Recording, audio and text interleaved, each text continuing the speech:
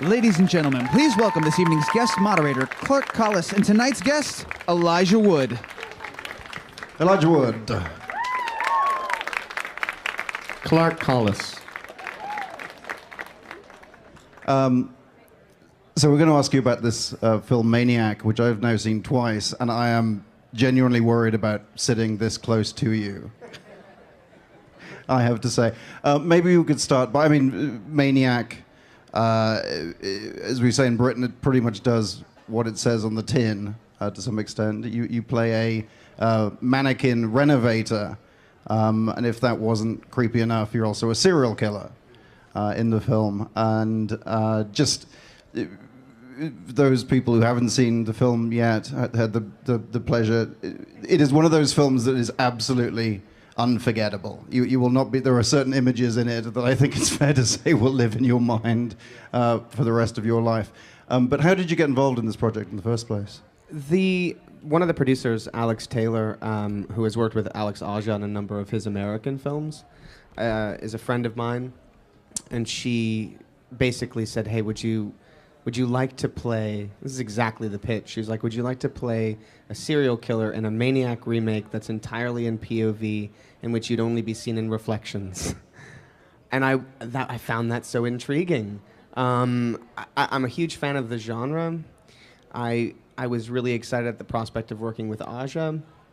I think normally I'm relatively reticent to. I'm not a huge fan of horror film remakes, but I was really intrigued at the notion of remaking something from a completely different perspective and really taking ownership over a very new direction for the storytelling. And I found the idea of getting to inhabit a character that you rarely see as being something really exciting, particularly in that it could create a very exciting experience for an audience, one that's deeply unsettling and disturbing, and I just loved the whole package. So that's kind of how I was initially approached. And they initially said, well, it'll only be 2 weeks of work, you'll just come in and do your reflection shots. And of course it wasn't. I was there for every single day for the 4 weeks, because it ended up being far more challenging, and I think more of a process of discovery than any of us had sort of anticipated. Well, it's such an interesting film because you are, I guess in screen time, it's hard to think of a leading man in a film who is sort of less on screen in a way, particularly your face, and yet you get the sense that you're on screen the whole time. Right.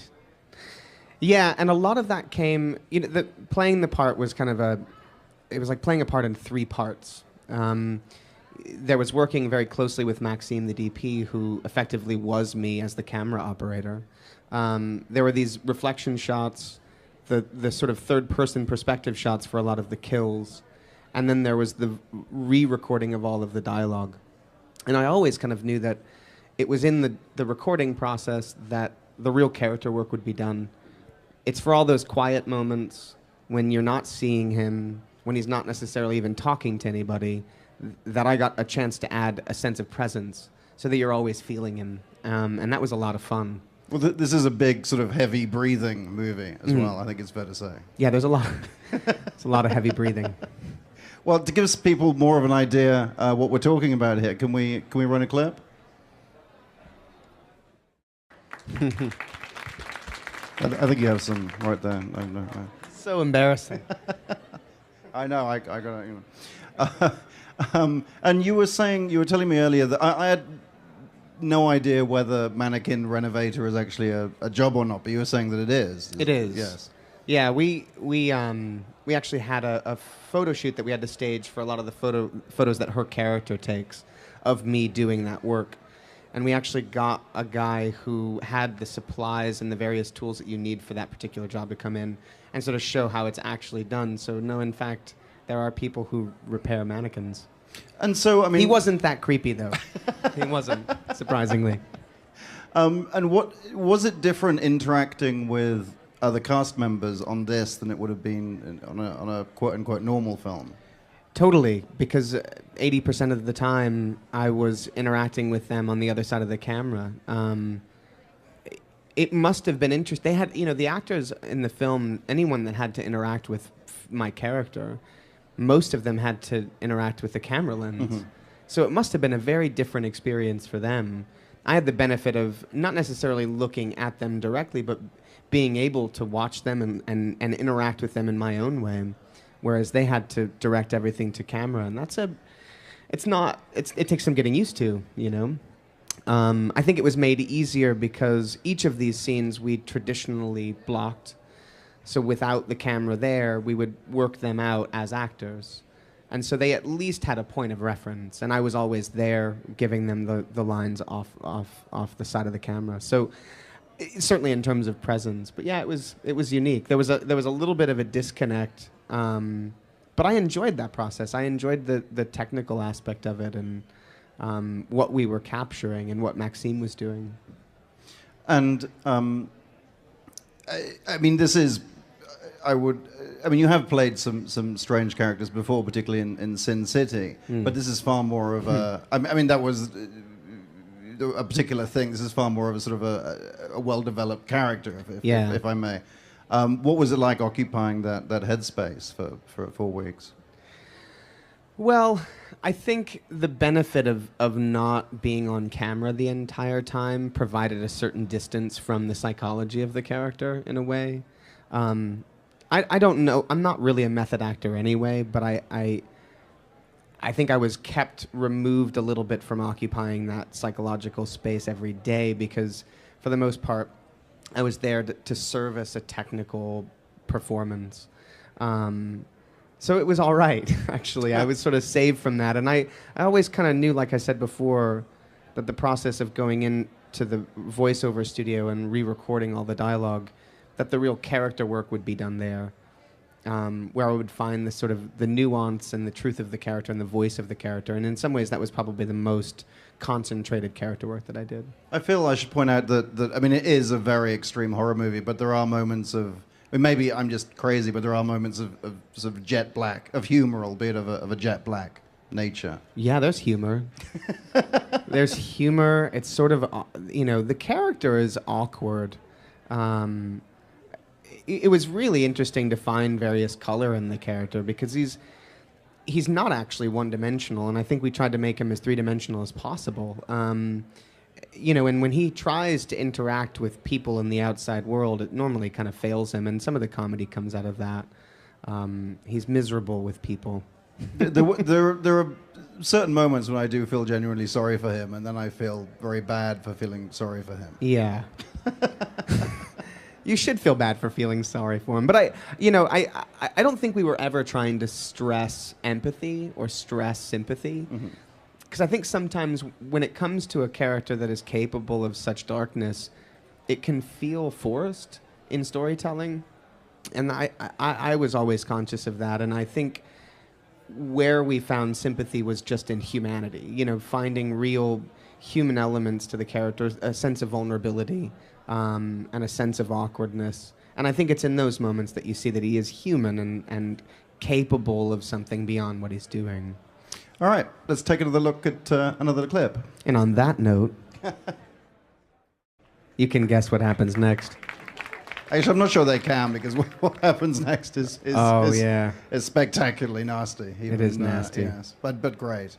It's really fun. I mean, there are these kind of deep psychological aspects of the film, but at the same time, I take particular glee in playing within the context of a slasher film. It takes what is a traditional slasher film, kind of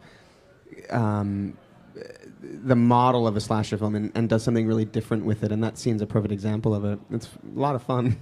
And what did you think when you saw the film for the first time? I always find it kind of overwhelming to see something for the first time that I've worked on, because it's hard to be objective, But I found it really surprisingly beautiful for something as grotesque and as dark as it is. And I think a lot of that's Maxime's camera work. What it lacks, I think, in some POV films or shorts or videos is that sense of kinetic movement in lieu of more of a graceful style. And it's kind of off-putting at sometimes, to the point where you actually forget you're watching a POV film, and then you're suddenly reminded, and I really like that aspect of the film. For something as dark as this to be as beautiful as this was a nice surprise. And was there ever a specific moment during the production when you and the director and everybody else bitterly regretted making a POV movie? Frank would occasionally say, "God damn it! I just wish I could see you." Like, you know, we're working, and I see you working here as an actor, and I can't even use you as an actor in a traditional sense, which was very sweet of him. And you know, on a daily basis, the confines for which it created really boxed us into corners. You know, it creates real limitations. We couldn't rely on traditional editing. We had to be very clever about camera wipes as a way to get out of a particular shot. And so on a daily basis it was a struggle, but a fun one. I mean, I think part of making movies is problem solving, and I enjoy that process. I think it's interesting, and I think it yields interesting results. And along the way we made interesting discoveries, things that we hadn't planned on. There's a scene in the film when we're walking out of a cinema, and Nora's character gets into the cab, and my character turns around and sees a wall of televisions in like an electronics store, these cameras, and he sees himself on camera.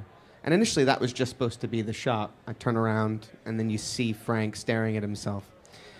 Well, we had the idea to put my hands up into frame, and we actually had to coordinate that. So Maxime put his hands up into the camera frame, and then I had to, simultaneously, because the camera was picking me up on the camcorder, do it at the same time. So there were all sorts of things like that we just sort of planned in the moment. Like, man, this would be so cool as a way of connective tissue between, you know, the camera seeing itself and then getting a bit of physicality in there. It was fun. And this is so different from really anything you've done before. What kind of reactions have you had from friends or family or festival audiences? The reactions have been incredibly positive. I think I was most afraid, not afraid, but I was hopeful that it would be received well by horror fans. We're a judgmental sort, and it's hard to find great horror films. Particularly, you know, they tend to be protective of original films, and the original Maniac is beloved by horror fans. So I was keen on their appreciating the film, and we seem to have won over horror film fans, which is wonderful. It's elicited extremely negative reviews as well. There was a review from Fright Fest in London that was probably one of my favorite reviews of the film. British people. Because the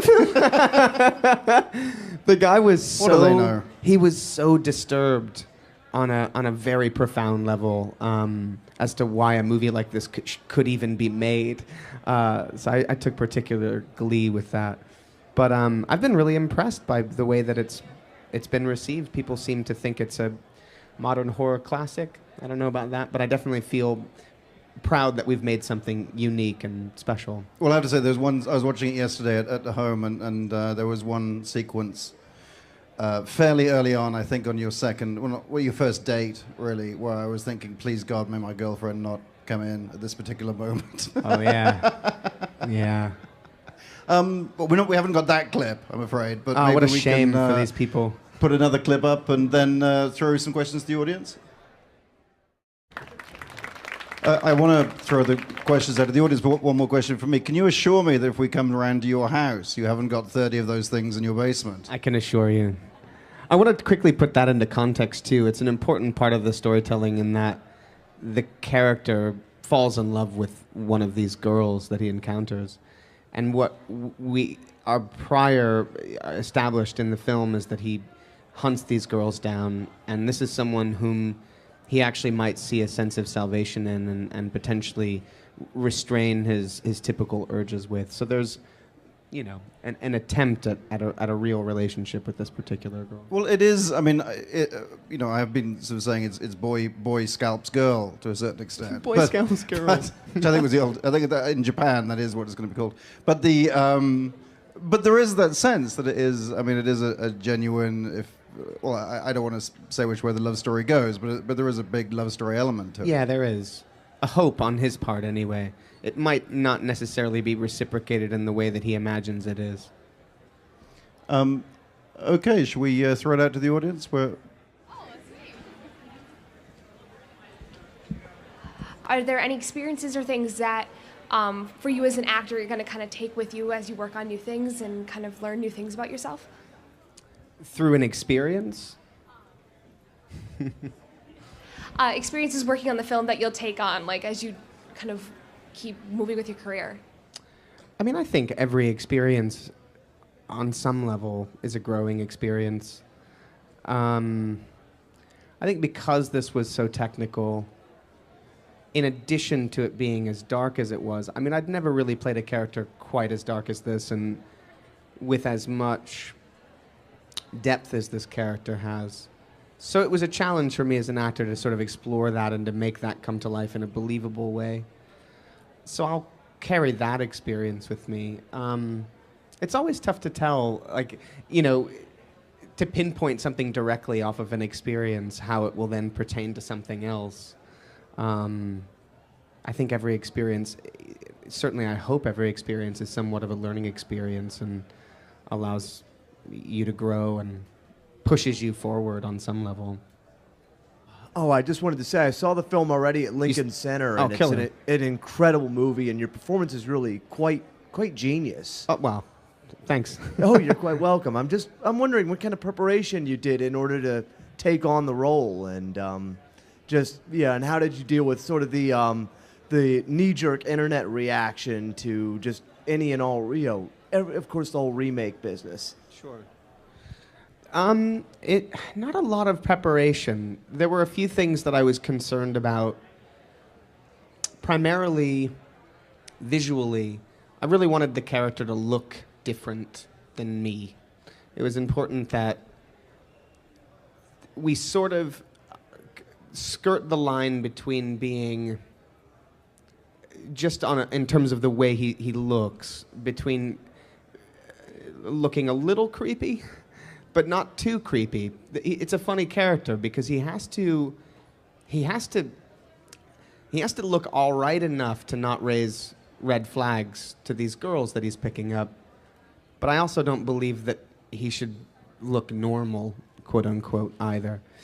So one of the things that was really important in that is I ended up cutting my hairline back a little bit to just make him look a little less attractive, and I felt maybe a little less like me, not having like a normal kind of hairstyle, I guess. And also be a little dated, which was kind of an interesting thing when it came to working with the wardrobe, the head costumer. She had all these great ideas about his wardrobe and the things that he wears just kind of being of another era, but not cool. Like not hipster style, but just sort of a slightly out of time and out of touch. So those were all things that, in terms of the prep, were really important to me. And making him look a little bit tired and not well, not necessarily healthy. And again, not pushing that too far where he would be disturbing looking.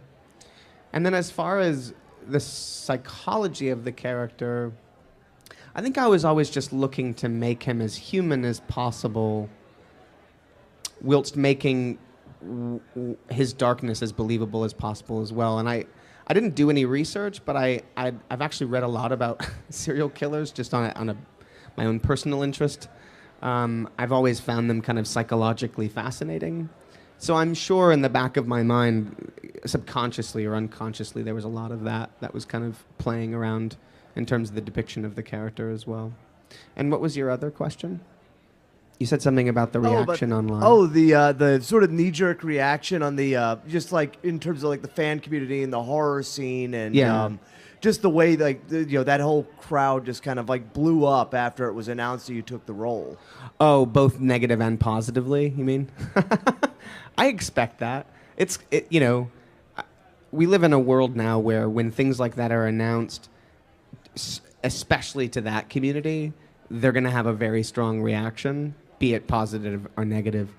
I mean, just read the talkbacks on Ain't It Cool if you want to have a good time for negative energy being spewed out. But it didn't really bother me. I sort of expected it. I know, the thing about the original is that that character, what makes the original film so great is Joe Spinell's performance.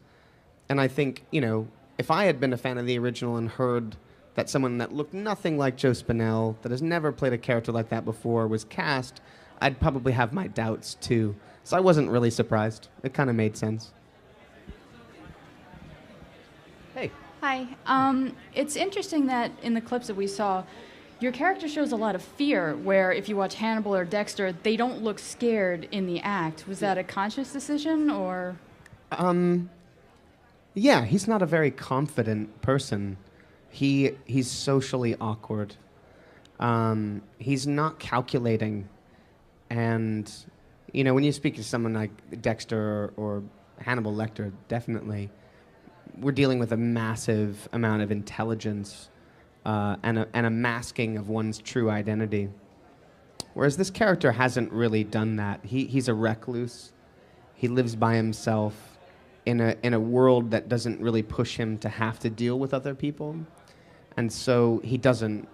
And so he is kind of afraid. He's very vulnerable. He gets himself into situations where he can kind of put on a veneer and be confident slightly when it comes to these women that he spends time with. But it doesn't really go beyond that. So no, there's definitely a little bit of fear. And I think in some ways it's just his compulsion that gets him out in the world to do the things that he's compelled to do. When you're preparing your character, do you read about the Jack the Ripper or search who was he? Jack the Ripper? Yes. No, but I've read a fair amount about Jack the Ripper too. Yeah, no, I didn't specifically read about him for this particular thing, but I've read a lot about him in the past just as a curiosity, particularly in the sense that there's not a whole lot, or there are multiple theories as to who he actually was. It's a fascinating individual. Hi. Hi. You said you're a really big horror fan, and I was Yes. just wondering what really draws you to the horror genre, and what is like a classic horror movie that you recommend everyone sees? What's one that I recommend everyone see? I always go back to Halloween being my favorite film. It's a pretty obvious answer because it's a total classic and most people have seen that film. But it's just, I recently rewatched it and it makes me smile. Like, you know, you put on a Christmas movie to feel warm and fuzzy. That's what that movie does to me. It makes me feel really good. I don't know, I think it's a really expertly made film. It was made for very little money, and there's so many wonderful ideas in the filmmaking that get around the fact that they had no money to work with. It's very clever. It totally holds up. It doesn't feel dated. I think Elm Street feels a little dated now. There's some limitations with technology, but great thing about Halloween is that they didn't really have a lot of special effects. It was a slasher, so they didn't really have to deal with weird makeup effects or anything like that. So it still feels like relevant. And what draws me to them, I mean, I saw my first horror film when I was 5 years old. And I think initially I was probably drawn to them because I wasn't allowed to see them. You know, it's that thing when you're a kid and you know you're not supposed to be watching something, and that's partly why you're watching it and why you're excited to be watching it, because you're told you're not supposed to. And I remember the first horror movie I saw was a direct-to-video movie called Truth or Dare, A Critical Madness. I highly recommend that to everyone here. It's awesome. It's really bad, but wonderfully bad. And I kind of was into it from there on out. I saw Gremlins and Nightmare on Elm Street 3 around the same time. And I've been watching horror movies ever since. And it's not an easy question to answer, like why is one drawn to horror? Some of it's aesthetics. I think they lend themselves to really beautiful aesthetics. I mean, you see something like Suspiria, for instance. It's incredibly beautiful, and I kind of find that darkness an interesting place to explore. I think I like the visceral feeling that I don't find them frightening. They don't really scare me. Although we were talking about Insidious before and how scary that movie is. So I do like the feeling that they elicit as well. I don't know. Hi, I was just kind of curious. From making this film, did you learn anything more about women than... About women? Yeah. Oh, God. No. Certainly not from the perspective of my character. Clearly has a really fucked up relationship with women. I don't know if that's the place to start learning more. Hi, considering the fact that you had to depict a very kind of convincing depiction of murder, as well as work with a camera behind you, did you ever find this role to be particularly physically demanding? Physically challenging at times, primarily as it pertained to how I would physically get myself into certain scenarios with the camera there, or working around the camera. So at times that was challenging. Some of these reflection shots, having to sometimes work in tandem with the camera and be in sync with the camera, that was challenging. There's actually a shot in the film where we actually didn't have a mirror. We had a cutout of where the mirror was supposed to be, and we just had the camera looking directly at me. So it saw the mirror frame as if it were a mirror. And we had to time out all of my movements. So if I moved my head, it had to move. Things like that were very interesting and fun to work with. What I found actually very interesting and very disturbing in playing a character like this, the only time that it really felt like I was delving into the darkness of the character was as it pertained to actually physically having to kill someone. And there are two scenes in the film, one where I drown someone and they pass out, and another where I choke someone. And both of those moments felt incredibly real. There's a woman who's taking a bath, and I put her head underwater, and she screams and holds her head underwater. And granted, the actress was basically controlling it herself, but man, it felt so real, and it did not feel good. And at a certain point, I also had to choke this young girl, and that wasn't exactly pleasant either. So, after having such big, widespread roles and kind of taking on these iconic ones and such, and having a level of success, what is it that drives you to take that next role, to keep expressing yourself and take on something like this? Is it just story-based? Is it, I see this being artistically great, so I want to be a part of it? Is that more of your motivation, or? I'd say it's both of those things, or it can be a variety of those things. Yeah, I think I'm always looking for new experiences, but at the same time, it can be a director that I'd love to work with. It can be, in this particular instance, it was an approach that I found really fascinating and unique and exciting, and I wanted to be a part of playing a villain that you don't see, and I found that so interesting. So that was a real motivating factor for this. Yeah, it can be a number of things. It can be a story that I love. It can be a role specifically, something that I've never done before, or something that I feel will be a new challenge.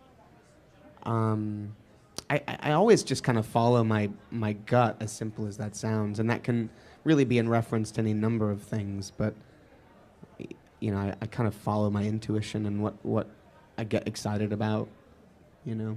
But I think I'm always trying to just keep, I never know where the path is going to lead me, and I find that exciting. I don't really plan. I don't look ahead too much. I kind of look to what's in front of me and what interesting experiences I can have. And with this movie, it's also kind of fun to fuck with people's perception. on a small level. That's fun. And on that note, I'm afraid... What a beautiful note to end on. Well, thank you. Elijah Wood. Ladies and gentlemen, please welcome this evening's guest moderator, Clark Collis, and tonight's guest, Elijah Wood. Elijah Wood. Clark Collis. So we're going to ask you about this film Maniac, which I've now seen twice, and I am genuinely worried about sitting this close to you. I have to say. Maybe we could start by, I mean, Maniac, as we say in Britain, it pretty much does what it says on the tin to some extent. You play a mannequin renovator, and if that wasn't creepy enough, you're also a serial killer in the film. And just those people who haven't seen the film yet had the pleasure. It is one of those films that is absolutely unforgettable. You will not be. There are certain images in it, and a lot of that came. You know, playing the part was kind of it was like playing a part in three parts. There was working very closely with Maxime, the DP, who effectively was me as the camera operator. There were these reflection shots, the sort of third-person perspective shots for a lot of the kills, and then there was the re-recording of all of the dialogue. And I always kind of knew that it was in the recording process that the real character work would be done. It's for all those quiet moments when you're not seeing him, when he's not necessarily even talking to anybody, that I got a chance to add a sense of presence so that you're always feeling him. And that was a lot of fun. Well, this is a big sort of heavy breathing movie as well, I think it's fair to say. Yeah, there's a lot of heavy breathing. Well, to give people more of an idea what we're talking about here, can we run a clip? That I think it's fair to say will live in your mind for the rest of your life. But how did you get involved in this project in the first place? One of the producers, Alex Taylor, who has worked with Alex Aja on a number of his American films, is a friend of mine, and she basically said, "Hey, would you like to play?" This is exactly the pitch. She was like, "Would you like to play a serial killer in a Maniac remake that's entirely in POV, in which you'd only be seen in reflections?" And I found that so intriguing. I'm a huge fan of the genre. I was really excited at the prospect of working with Aja. I think normally I'm relatively reticent to. I'm not a huge fan of horror film remakes, but I was really intrigued at the notion of remaking something from a completely different perspective and really taking ownership over a very new direction for the storytelling. And I found the idea of getting to inhabit a character that you rarely see as being something really exciting, particularly in that it could create a very exciting experience for an audience, one that's deeply unsettling and disturbing. And I just loved the whole package. So that's kind of how I was initially approached. And they initially said, well, it'll only be 2 weeks of work. You know, you'll just come in and do your reflection shots. And of course it wasn't. I was there for every single day for the 4 weeks because it ended up being far more challenging and I think more of a process of discovery than any of us had sort of anticipated. Well, it's such an interesting film because you are, I mean, I guess in screen time, it's hard to think of a leading man in a film who is sort of less on screen in a way, particularly your face, and yet you get the sense that you're on screen the whole time. Right. Yeah. I think you have some right there. No. So embarrassing. I know. I got it. You know. And you were telling me earlier that I had no idea whether mannequin renovator is actually a job or not, but you were saying that it is. It is. Yes. Yeah, we actually had a photo shoot that we had to stage for a lot of the photos that her character takes of me doing that work. And we actually got a guy who had the supplies and the various tools that you need for that particular job to come in and sort of show how it's actually done. So no, in fact, there are people who repair mannequins. And so, I mean... He wasn't that creepy, though. He wasn't, surprisingly. And what was it different interacting with other cast members on this than it would have been on a quote-unquote normal film? Totally, because 80% of the time I